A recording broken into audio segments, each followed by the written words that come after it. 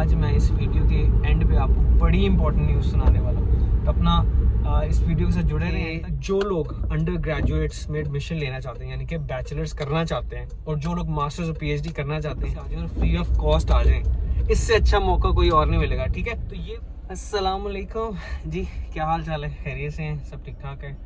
आज यहाँ पे है सैटरडे और बारिश हो रही है। पिछले दिनों में गोल्डन वीक था जापान में। जब भी गोल्डन वीक होता है, नॉर्मली मई में पहला जो वीक होता है उसमें गोल्डन वीक आता है, तो जापान में सब लोगों को छुट्टी होती है और जापानीज उस दौरान काम नहीं करते, रेस्ट करते हैं। और तो उस दौरान भी काफ़ी बारिश होती रही। तो अब ये पहला सैटरडे और संडे आया है गोल्डन वीक के बाद, तो आज भी बारिश हो रही है, जो कि सैड बात है या नहीं ये मैं नहीं कह सकता, लेकिन मौसम थोड़ा ठंडा है, अच्छा मौसम है, बारिश हो रही है। तो मुझे जाना था, कुछ चीज़ें खरीदनी थी। सबसे इम्पोर्टेंट चीज़ ये खरीदी थी, मुझे खरीदना था एक कूलर, वाटर कूलर। तो वो खरीदना था, तो वो मैं कहीं ऑनलाइन चेक कर रहा था, मिल नहीं रहा था। तो आज मैं आपको एक बड़े जापानी स्टोर में लेके चलता हूँ, वहाँ आपको दिखाता हूँ कि वहाँ पे चीज़ें कौन कौन सी मिलती हैं, कैसे मिलती हैं, कितने की मिलती हैं। थोड़ा बहुत आपसे वो शेयर करूँगा, और फिर दूसरा कुछ इम्पोर्टेंट बातें हम लोग करेंगे जिसमें मैं आपको शेयर करूँगा कि क्या आप डिपेंडेंट को लेके आ सकते हैं अपने साथ, या उसका क्या प्रोसेस है। और भी कुछ सवाल हैं मेरे सब्सक्राइबर्स के, वो भी आपके साथ शेयर करूंगा। तो आप सब लोगों ने वीडियो को पूरा देखना है और मेरे साथ रहना है, सही है? तो आ जाए, चलते हैं, यहाँ से गाड़ी निकालते हैं अब और आगे निकलते हैं।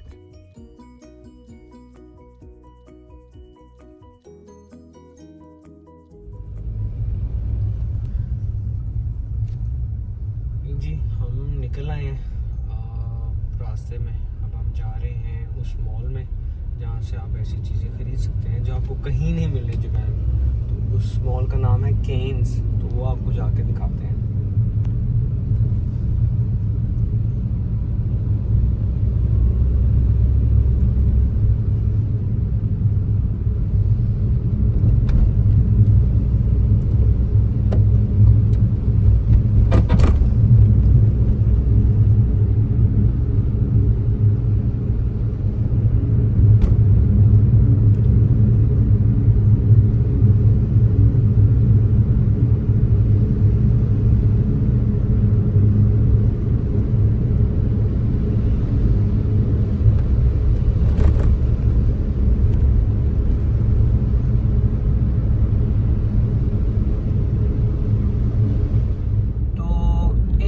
सवाल ये पूछा गया एक सब्सक्राइबर की तरफ से कि क्या आप जापान में किसी डिपेंडेंट को साथ लेके आ सकते हैं, और अगर लेके आ सकते हैं तो उसका क्या प्रोसीजर है।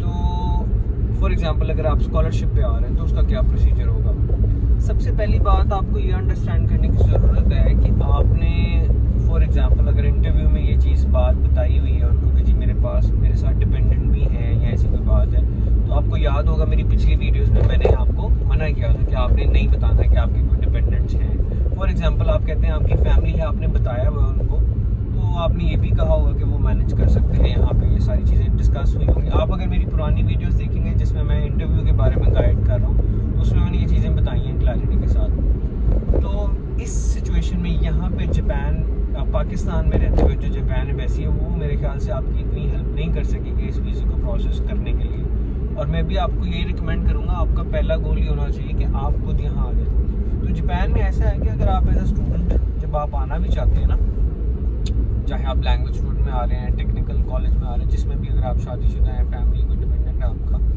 तो आप उनको जो उस इंस्टीट्यूशन है वो रिकमेंड करता है कि आप साथ ना लेके आएँ। उसकी रीज़न ये होती है कि यहाँ पे आते साथ बहुत सारी ऐसी चीज़ें होती हैं जो आपके लिए भी न्यू होती हैं और आपके लिए खुद एडजस्ट करना थोड़ा डिफ़िकल्ट होता है। तो दे वांट कि आप यहाँ आ जाएं, फैमिली को ना लेके आएँ या डिपेंडेंट को ना लेके आएँ, आप खुद सबसे पहले एडजस्ट करें यहाँ के एनवायरनमेंट में। वो आपको 2 से 4 महीने 6 महीने लग जाएंगे। जैसे आपका जो टाइम होता है लैंग्वेज कोर्स का जो टाइम होता है, उसमें आप ये कोशिश कर सकते हैं कि आप अपने आप को एडजस्ट करें और फिर आप उनको बुला सकते हैं। ठीक है, पहली बात तो ये है कि मेरी सजेशन है कि आप उनको ना लेके आएँ अपने साथ। और अगर आप कहते हैं कि जापान एम्बेसी आपको कोई हेल्प करेगी जो पाकिस्तान में, ये एक नामुमकिन सी बात है, क्योंकि स्कॉलरशिप आपको मिली है और आपके डॉक्यूमेंट्स प्रोसेस वो करेंगे ज़रूर, लेकिन आपकी फैमिली के वो डॉक्यूमेंट्स प्रोसेस नहीं करेंगे। वो आपको ही अगर करने पड़ेंगे तो करने पड़ेंगे, और वो जो चीज़ आप करना चाहते हैं वो यहाँ आके ज़्यादा फिजिबल है कंपैरेटिव टू वहाँ पे कोशिश करने के। ठीक है, तो ये सबसे इम्पोर्टेंट आपने चीज़ जहन में रखनी है आपने, कि आपने कोशिश ऐसी नहीं करनी कि आप उनको कन्वे करें जी मेरे साथ मेरी फैमिली या मेरा बेटा या मेरा बच्चा जाना चाहता है तो आप उसका वीज़ा प्रोसेस करें, तो वो आपके लिए भी डिफ़िकल्टी हो सकती है। सही है, तो आपने ये चीज़ नहीं करनी। हाँ, यहाँ आके आप उसके डॉक्यूमेंट्स को प्रोसेस करवा सकते हैं अपनी यूनिवर्सिटी के थ्रू, उसके जो भी एक्सपेंसेस होंगे वो आपने बेयर करने हैं। लेकिन मैं आपको ये बताऊँ कि जब आप यूनिवर्सिटी में आते हैं तो आप कहते हैं कि जी मैंने अपनी डिपेंडेंट को बुलाना है। फॉर इंस्टेंस आपको नेक्स्ट भी उसमें सपोर्ट कर देता, आपकी यूनिवर्सिटी भी सपोर्ट कर देती कि ठीक है जी आप बुला लें, थोड़ी देर के लिए आप बुला लेते हैं। अब ये है कि जिस रूम में आप रह रहे होंगे, जो एक छोटा सा डोम बना होगा, उसका किराया है 30,000 अगर आप देते हैं। तो जब आपकी फैमिली आ जाती है, जब आप यूनिवर्सिटी के अंदर रह रहे होते हैं, जब आप डिपेंडेंट आपके साथ आ जाते हैं, तो वो आपको रूम चेंज करना पड़ता है। ठीक है, आप सेम उसी रूम में नहीं रह सकते क्योंकि वो रूम छोटा होता है। तो ये बड़ी इंपॉर्टेंट चीज़ है, आपने इस चीज़ को ज़हन में रखना है। तो आपने इस चीज़ को ज़हन में रखना है, वो चीज़ें आपको चेंज करनी पड़ेगी, यानी कि उसमें भी आपको एक एक्स्ट्रा एफर्ट करनी ही पड़ेगी, लाजमी बात है। एक्स्ट्रा एफर्ट क्या होगी, हो सकता है यूनिवर्सिटी कहे कि जी हमारे पास फैमिली के लिए जो रूम है, जो अपने फैमिली के साथ रहने के लिए रूम इस्तेमाल होता है, वो अवेलेबल नहीं है। मेरे यूनिवर्सिटी में ऐसा ही था, अगर मैं अपनी फैमिली बुलाना चाहता हूँ I have to go for another separate room जो फैमिली के लिए एलोकेट हुआ होगा। तो पहले मुझे रिक्वेस्ट करनी पड़ेगी क्या वो मुझे मिलेगा। अगर वो मुझे नहीं मिलता तो I have to go and see outside the university. उसके लिए मुझे गारंटर यूनिवर्सिटी को बनाना पड़ेगा, उसके पैसे मुझे ज़्यादा देने पड़ेंगे, वो जो रेंट होगा वो भी इंक्रीज़ हो जाएगा, उसके एक्सपेंसेस ज़्यादा हो जाएंगे। फिर की मनी, मैंने आपको बताया था कि आप अपने अपार्टमेंट में की मनी देते हैं, जो यूनिवर्सिटी में तो कम होती है, 30, 40, 50 हज़ार होगी, लेकिन अगर आप बाहर जब जाएंगे, जब बाहर आप निकलते हैं तो वहाँ पे जो की मनी है वो लाखों में होती है, 2 लाख 2.5 लाख येन भी हो सकती है, क्योंकि वो अपार्टमेंट कमरे पे डिपेंड करता है। अभी मेरे कुछ दोस्त थे, जब वो यूनिवर्सिटी की बिल्डिंग में रहते थे तो उनका जो की मनी था, क्योंकि वो डोम था, वहाँ रहते थे। फिर जब उनकी वाइफ उनके पास आई वहाँ पे, उनके बच्चे नहीं थे, जब उनकी वाइफ आई वहाँ पे, सो उनको घर चेंज करना पड़ा, अपार्टमेंट चेंज करना पड़ा, क्योंकि यूनिवर्सिटी ने उनको अलाउ नहीं किया वहाँ रहने के लिए।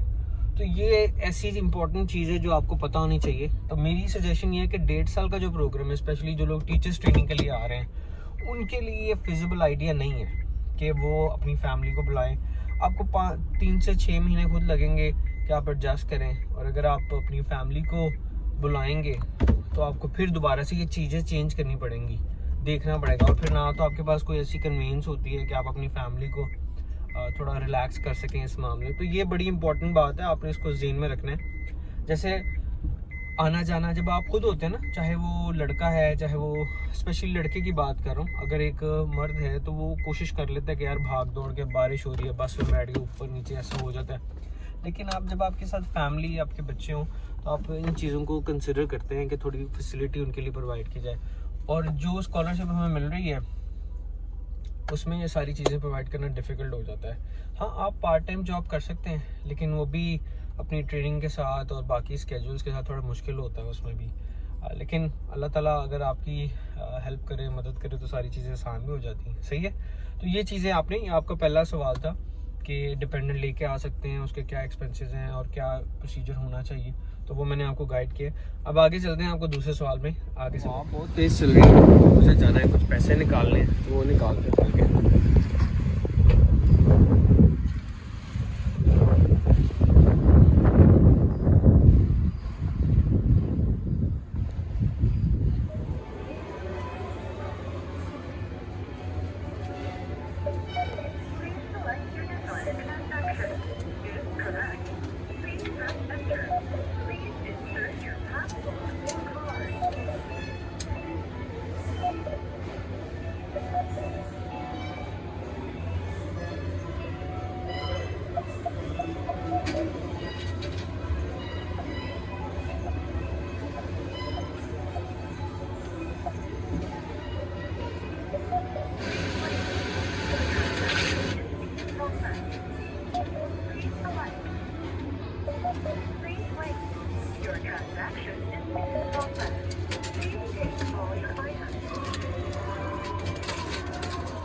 जी पैसे निकालनी है, पैसे मैंने निकलवाए हैं 20,000 येन।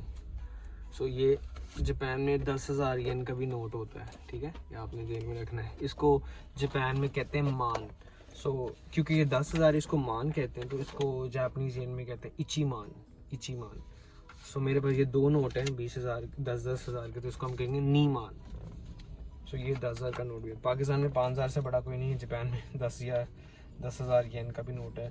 जापान में 1 येन का सिक्का भी है, फिर 10 येन का सिक्का भी है, फिर इसी तरह 5 येन का भी है, फिर 500 येन का भी सिक्का है, ठीक है, फिर 1,000 का नोट है, फिर 5,000 का नोट है, फिर 10,000 का नोट है। तो 10,000 का नोट मैक्सिमम है, और सबसे जो कम पैसों में है वो सिक्का है एक। मैं आपको बताता हूँ दूसरा सवाल ये था कि आप ये बताएं कि जो प्रिंसिपल कैंडिडेट हैं पाकिस्तान से, जो लोग सेलेक्ट हुए हैं टीचर्स ट्रेनिंग प्रोग्राम के लिए या किसी और प्रोग्राम के लिए, वो कितने मैक्सिमम जा सकते हैं या आ सकते हैं, या अगर जो principal candidate as a select हुए हैं तो वो क्या सब लोग ही जा सकते हैं कि नहीं। तो इसमें बड़ा आसान और सिंपल मैं आपको जवाब देता हूँ। 99.99% चांस ये होते हैं कि जो भी प्रिंसिपल कैंडिडेट्स हैं ना, वो लोग वो जापान आएंगे, ठीक है। अनफॉर्चुनेट रीजंस कोई ना बन जाए तो वो शायद ना आ सकें, but there are like 100,000% chances कि वो जापान आ रहे हैं, ठीक है, चाहे 2 हैं या 3 हैं। अब कई सवाल मुझसे ये पूछ रहे थे कि आप ये बताएं कि कितने लोग जाते हैं इस ट्रेनिंग प्रोग्राम में, या प्रिंसिपल कैंडिडेट्स कितने सेलेक्ट हो जाते हैं। तो उसका भी मैं आपको जवाब दे देता हूँ। वो ये है कि नॉर्मली जैसे पाकिस्तान में जापान एम्बेसी इस्लामाबाद में है एनक्लेव में, और एक इनका एम्बेसी ऑफिस कराची में है। तो यहाँ से मिला के 3 से 4 लोग डेफिनेटली इस प्रोग्राम में जाते हैं। जब मेरा बैच था तो अराउंड 3 लोग थे जो आए थे, एक कराची से थे, 2 इस्लामाबाद से लोग थे, और इसी तरह उससे पहले भी जो लोग आए गए उनके बारे में मैं आपको बता दूं, इसी तरह उनका भी प्रोग्राम था, वो भी आए थे। तो 2 से 3 लोग आते हैं इस प्रोग्राम में। जो भी प्रिंसिपल कैंडिडेट्स होंगे वो डेफिनेटली आएंगे। अगर कोई और अनफॉर्चुनेट रीज़न ना बने तो फिर मैं कुछ कह नहीं सकता, लेकिन they are coming to Japan. आप अपनी तैयारी ज़रूर करें, अपनी डॉक्यूमेंट्स को ज़रूर रेडी रखें, इंशाल्लाह आप यहाँ आ जाएंगे।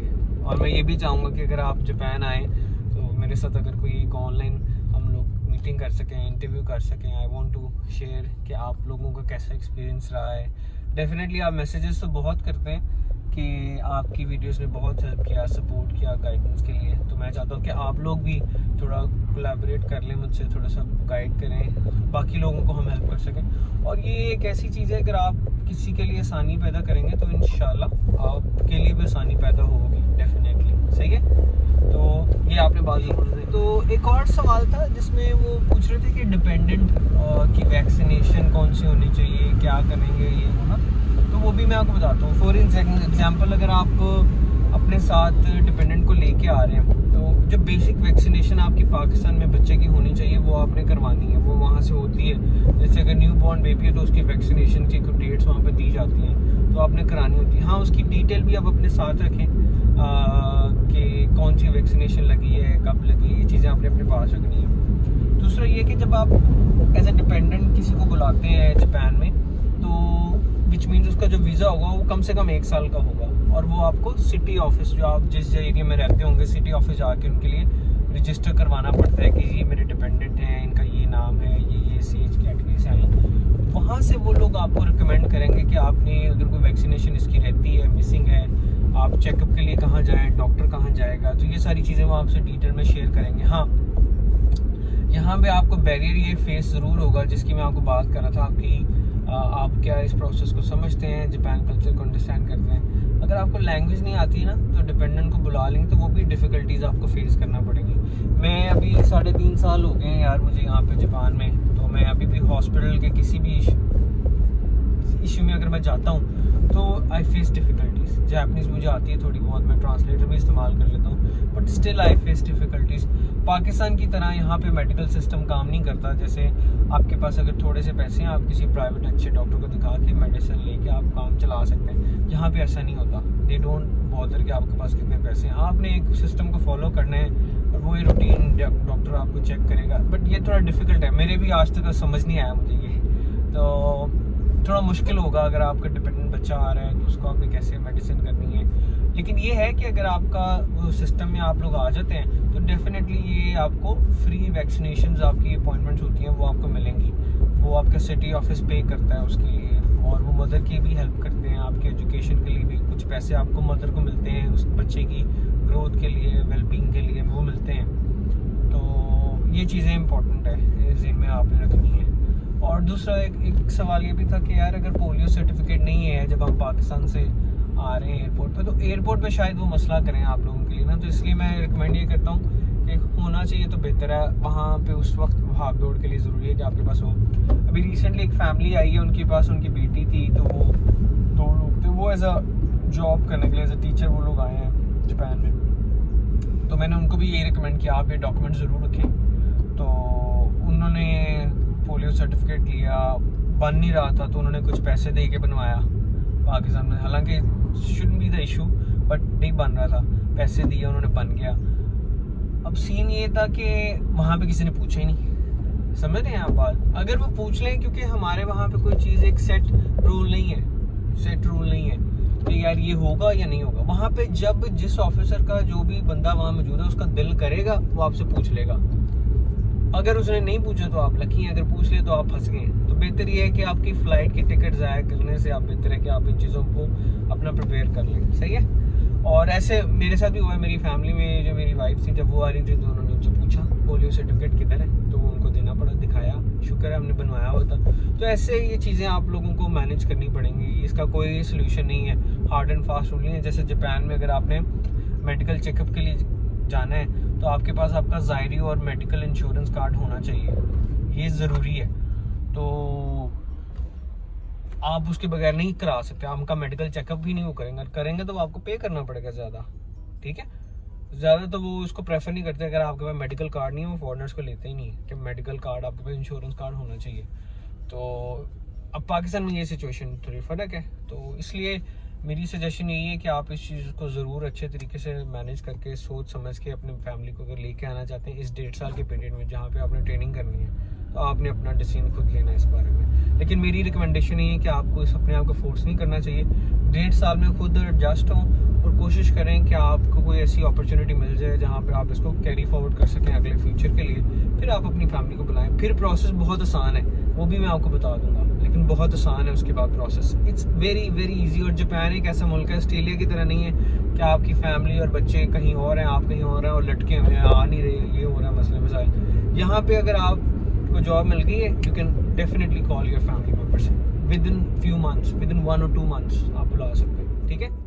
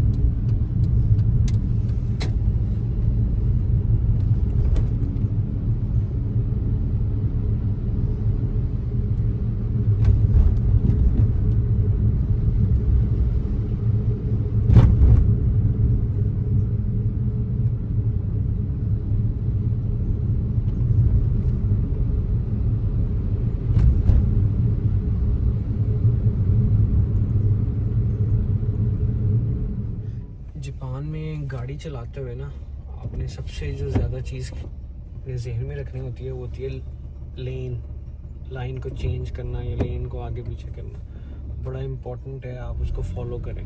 जापान में बहुत लोग उसको फॉलो करते हैं लेन को। तो ये भी जब मैं ड्राइविंग स्कूल गया था तो तब वहाँ पे भी मैंने ये चीज़ सीखी थी कि लेन को कैसे आपने फॉलो करना है, कैसे आपने उसको यूज़ करना है। आपको कई लोग ऐसे मिलेंगे जो नहीं फॉलो करते, ऐसा नहीं है कि सब 110% वही चीज़ को फॉलो करते हैं। बट लेन को फॉलो करना बहुत ज़रूरी है जापान में अगर आप गाड़ी चलाना चाहते हैं। तो यस, मैंने भी इसी तरह गाड़ी चलाना सीखी है साथ साथ। पाकिस्तान में मैं गाड़ी चला लेता था क्योंकि मेरे पास अपनी गाड़ी नहीं थी, तो खैर उतनी मेरी कभी प्रैक्टिस हुई ही नहीं। तो फिर जब अल्लाह का शुक्र है यहाँ पे जब गाड़ी आ गई मेरे पास, तो फिर मैंने चलाई और काफ़ी मैंने इम्प्रूव कर लिया ऐसा। लेकिन स्टिल अभी भी, क्योंकि जब कई जगहों पे हम ऐसी जगह जाते हैं जहाँ पे रास्ते आपको पता नहीं होते ना, तो फिर वहाँ पे मुश्किल होती है मुझे गाड़ी चलाने में। लेकिन ये है कि अब अल्लाह का शुक्र है काफ़ी मेरा कंट्रोल आ गया, और वो सामने वो जगह भी आ गई है, स्टोर भी आ गया बड़ा सा जहाँ पे हमने जाना था। वो कीन्स के नाम से आप देख रहे हैं। कीन्स एक बहुत बड़ी दुकान है, आपको अंदर लेके जाता हूँ, आपको दिखाता भी हूँ कि यहाँ पे क्या क्या चीज़ें मिलती हैं, क्या क्या होता है, क्या नहीं मिलता। तो यहाँ से नॉर्मली हर चीज़ मिल जाती है आपको ना, और इकोनॉमिकल मिल जाती है। अब मैंने यहाँ को बताया था पिछली दफ़ा मुझे ना चाहिए थे तोड़े जो होते हैं ना, वो मुझे मिल ही नहीं रहे कहीं से। फिर मुझे एक टीचर्स को मैंने पूछा, टीचर ने मुझे कहा कि आप यहाँ जाएँ, शायद आपको वहाँ से मिल जाए कुछ। तो मैं यहाँ आया और वही बात हुई कि यहाँ मुझे मिल गए तोड़े, सस्ते भी मिल गए और सही मिल गए, जो मुझे रिक्वायर्ड उस हिसाब से मुझे मिल गए तोड़े। ये लीजिए केन्स आ गए। अब यहाँ पे हम चलते हैं अंदर, जाके देखते हैं।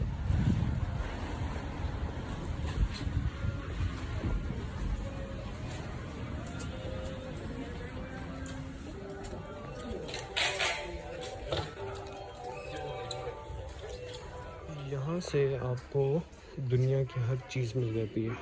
अब ये वो एरिया है जहाँ पे कोई पाइप, कोई भी पार्किंग के लिए, कोई भी गार्डनिंग के लिए सामान आपको चाहिए, बेसिक वो मिल जाता है इस एरिया में। ये आप देख सकते हैं।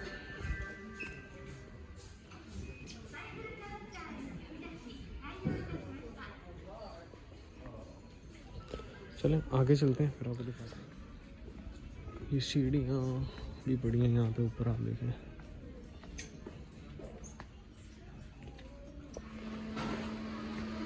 ये ऑटोमेटिक मशीन भी लगी है यहाँ पे,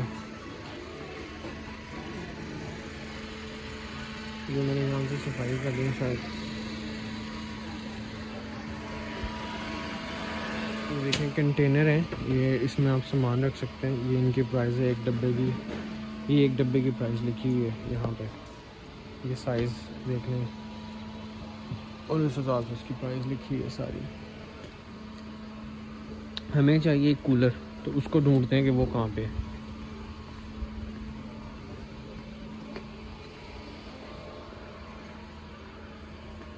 जो घरों के अंदर ना शीट लगती है यहाँ पे जापान में, ये मटेरियल होता है। ये ना तो गंदा होता है, आप पानी मारें, ब्रश मारें, साफ़, बड़ा अच्छा मटेरियल है ये। घरों के अंदर यही लगा होता है, आपने इसको गौर से देखना है, ये लगी होती है स्पेशली उन घरों के और अपार्टमेंट्स के अंदर जो रेंट आउट होते हैं ना, क्योंकि जो भी कस्टमर छोड़ के जाता है उसको ठीक करना होता है, तो यही लगा देते हैं। इकोनॉमिकल भी है, इसका थोड़ा सा टुकड़ा लगा दिया, इट लुक्स वेरी गुड, बड़ी अच्छे तरीके से साफ़ हो जाती है ये देखें कार्डबोर्ड है, ये रिसाइकल्ड हुए हैं। अगर आपने कार्ड डब्बे भी ख़रीदने हैं तो यहाँ से आपको मिल जाएंगे।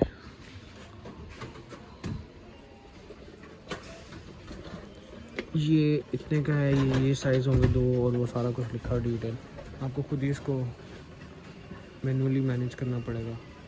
ये इन कंपनीज़ में भी ये इस्तेमाल होते हैं ना, साइज़ लिखा हुआ। रेडियो पड़े हैं पुराने, पाकिस्तान में तो नहीं मिलेंगे आपको, पुरानी मिलेंगी, लेकिन यहाँ पे ये नए हैं अभी तक। और इनकी कीमत देखें, इसकी कीमत देखें। आगे तक चलते जाएँ तो यही है, दूर दूर तक। ये देखें छोटे छोटे कंटेनर्स हैं यहाँ पे पड़े हुए, तो शीशे के हैं ये, 200-300-400 इनके मिल जाते हैं। ये देखें साइज़ के ऊपर डिपेंड करता है ये ना। ये वाला प्लास्टिक का है, ये भी छोटे अच्छे हैं। ये प्राइस भी इसकी यहाँ पे मुनासिब है, अगर बाहर से लेंगे तकरीबन आपको 1400-1500 येन का मिलेगा। तो केन से आपको चीज़ें सस्ती मिल जाती हैं, अच्छी मिल जाती हैं। ये देखें जी थर्मोस जो है अच्छा बना हुआ है, प्राइस देख सकते हैं आप साथ साथ। ये देखें अगर आप ऊपर देखेंगे ना तो आपको पता लग जाएगा कौन से एरिया में कहाँ चीज़ क्या पड़ी हुई है। ऑफिस सप्लाइज, ट्रेनिंग सप्लाइज, ये सारा कुछ आगे ऐसे लिखा होगा। जो चीज़ मैं ढूंढ रहा हूँ वो मुझे मिल नहीं रही। कूलर मुझे ढूंढना है, कूलर।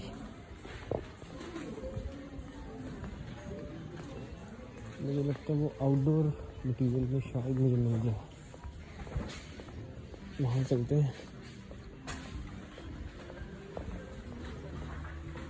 जी कूलर ढूंढ रहे थे पानी वाला ना, वो तो जिस तरह का हम ढूंढ रहे थे वो नहीं मिला, तो एक और ऑप्शन मिली है, तो मैं सोच रहा हूँ वो ले लेते हैं हम लोग ना।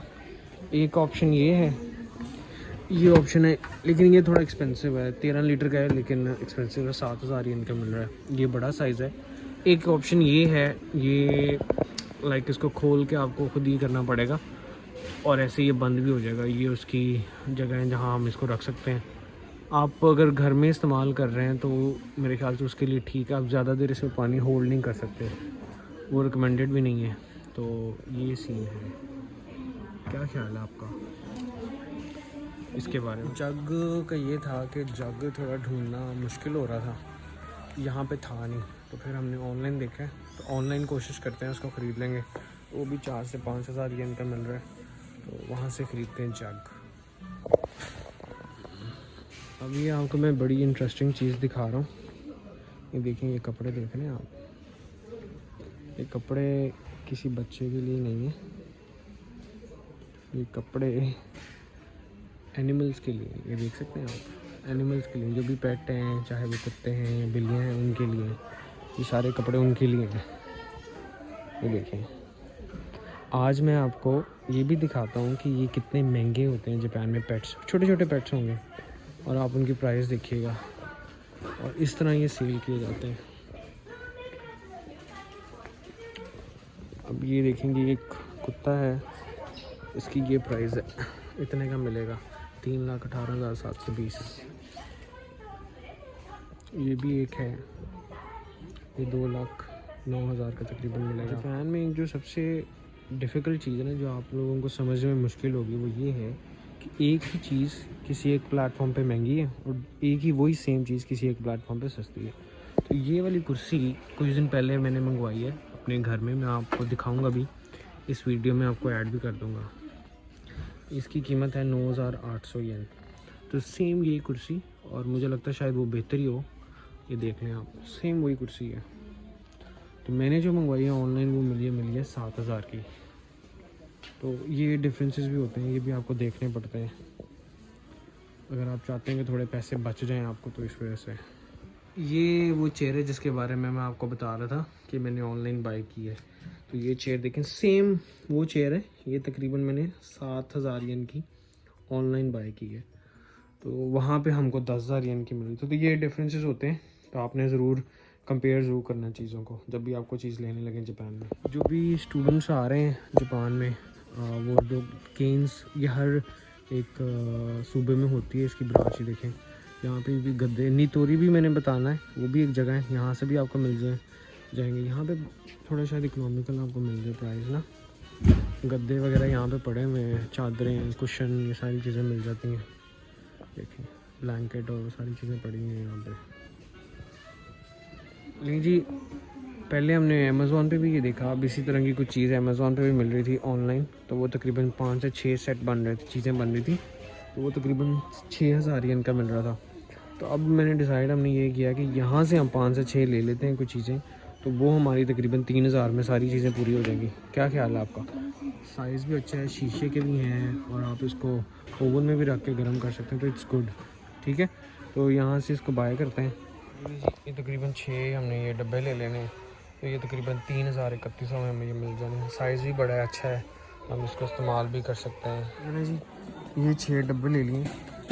मेरे पास कुछ प्लास्टिक के डब्बे भी पड़े थे, तो अब सोच रहे हैं कि उसको करेंगे ज़ाया, वेस्ट कर देंगे। उसमें से अक्सर स्मेल भी बहुत आ रही होती है, तो इस वजह से उसको निकाल देंगे। हम अब इसको ही इस्तेमाल किया करेंगे, जो शीशे के बर्तन है ना आपके, उसको इस्तेमाल। ये देखिए जी, मुझे क्या मिला है। बचपन में हम ये गन लेते थे ईद पे ना, पटाखों वाली, तो यहाँ पे ये उसको इस्तेमाल करते हैं परिंदों को भगाने के लिए, आपकी बालकनी में ना बैठें। तो भी हमने भी लिए, हमारी बालकनी में कबूतर जो हैं उन्होंने काफ़ी उद्यम मचाया होता है, तो उसको थोड़ा सेट करेंगे एसी के साथ। अभी शायद वहाँ पे कबूतरों ने बच्चे दिए हैं, तो जब वो सेट करूँगा तब वो भी आपको दिखाऊँगा। आप भी मुझे गाइड कीजिएगा मैं कैसे उसको सेट करूँ। तो यहाँ पे ही मुझे नज़र आई, मैंने कहा आपसे शेयर करता हूँ। 500 येन की मिल रही है ये, और मेरे ख्याल से ये उसमें पटाखे होंगे शायद उसके अंदर। तो हाँ बस ये चीज़ें हैं चूहों को मारने के लिए, और वो सारी चीज़ें यहाँ पे अवेलेबल हैं। यहाँ पे भी चूहे होते हैं भाई, आपने ये नहीं समझना कि यहाँ पे चूहे नहीं होते।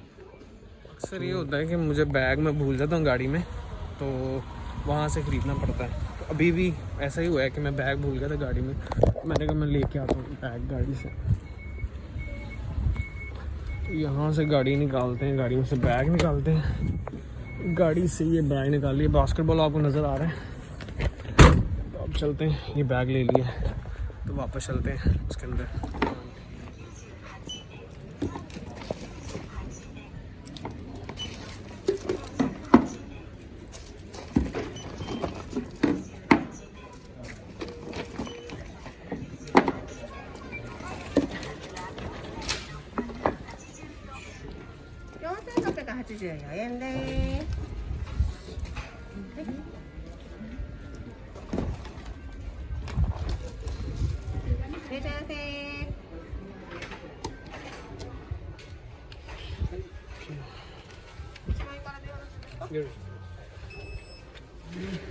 शॉपिंग हो गई है थोड़ी सी, तो काफ़ी मुझे लगता है मैंने चीज़ें आपको शेयर कर दी हैं केन्स स्टोर के हवाले से। तो आपने इसको ज़हन में रखना है, आप जब जापान आते हैं एक बड़ी शॉपिंग जगह है जहाँ से आप बेसिक घर की ज़रूरियात की चीज़ें ख़रीद सकते हैं। लेकिन एक बात ज़हन में रखनी है कि ज़्यादातर ये यूनिवर्सिटीज़ के करीब नहीं होता, तो थोड़ा सा आपको ट्रैवल करके जाना पड़ता है। उसकी सहूलत आपने देखनी है कि आप कैसे सामान लेके आएंगे, अगर आप लेने जाते हैं आते कैसे, तो ये चीज़ें आपने देखनी है, अपना खुद ज़हन जुड़ाना है इसके हवाले से। सही है।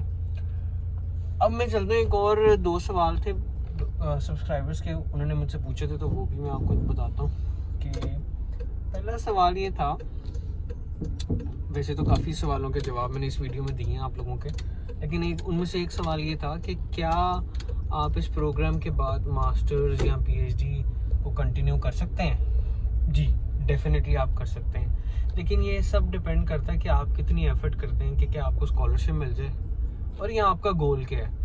कई लोग मैंने ऐसे भी देखे हैं कि उन लोगों को स्कॉलरशिप नहीं मिली ना, तो दे गिव अ चांस कि वो वहाँ रुकें, फ़ी पे करें, कुछ स्कॉलरशिप बाद में मिल जाती हैं आपको, आप देखते हैं ढूंढते हैं आपको चांसेस मिल जाते हैं स्कॉलरशिप के। तो लोग ऐसे हैं कि वो वहाँ रुके और उनको मिल भी गई, तो वो बस क्योंकि मेन गोल होता है कि जापान में रुकना है, काम करना है, तो उन्होंने फिर वहाँ मास्टर्स कंप्लीट किया, शुरू किया और पढ़ा अपना। बट ये आपके गोल के ऊपर डिपेंड करता है। अब मैं इस एज में था जो टीचर्स ट्रेनिंग के लिए लोग ज़्यादातर आते हैं, हम सब लोग इस एज में होते हैं कि हम लोगों को पैसे रिक्वायर्ड है। डेफिनेटली हमने अपनी फैमिलीज़ को देखना है, शादीशुदा हैं अगर आपको तो अपनी फैमिलीज़ को देखना है।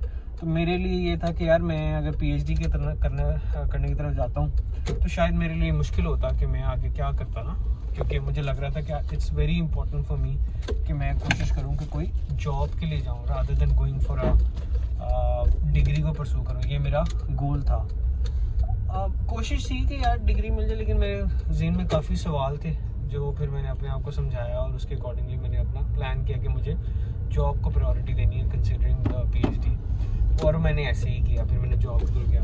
तो आपने भी अपना गोल देखना है कि क्या गोल है आपकी। अगर किसी की रिस्पॉन्सिबिलिटी आपके ऊपर नहीं है तो फिर यू कैन गो हेड, आप सोच सकते हैं आपने क्या करना है, आपका क्या गोल है, आप कर सकते हैं। आपको डेफिनेटली मौका मिलेगा, लेकिन ये है कि आपने अपने प्रोफेसर के साथ इंटैक्ट रहना है, प्रोफेसर के साथ बात करनी है, because he will be the only person जो आपको ये अपॉर्चुनिटी दे सकता है। ठीक है, he will be the only person जो आपको ये अपॉर्चुनिटी दे देगा, और डिपेंड करता है कि आपकी कितनी अंडरस्टैंडिंग उनके साथ है, क्या आप बातचीत करते हैं उनके साथ, तो ये इस चीज़ के ऊपर बहुत ज़्यादा डिपेंड करता है। सही है, तो ये मैंने आपके सवाल का जवाब दे दिया। फिर दूसरा ये था कि काफ़ी सवाल ये पूछे जा रहे हैं कि जी आपके डॉक्यूमेंट्स कौन से अटेस्ट होना चाहिए, मोफा से अटेस्ट होनी चाहिए कि नहीं होनी चाहिए।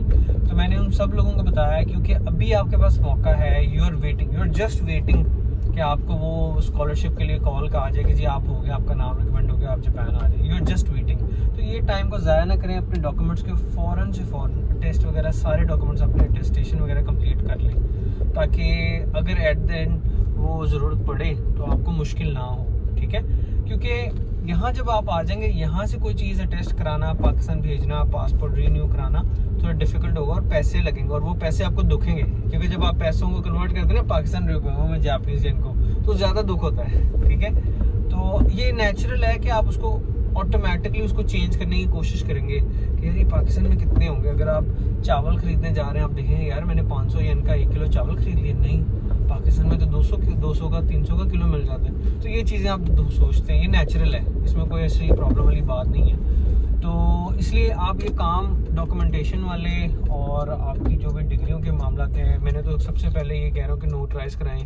जब आप स्कॉलरशिप के लिए भी अप्लाई कर रहे थे, और आप जब स्कॉलरशिप के लिए अप्लाई कर रहे थे, तो मैंने कहा था नोटराइज लाजमी कराएं। तो वो एक प्रोसेस था जहाँ पे मैंने आपको चीज़ें शेयर की थी।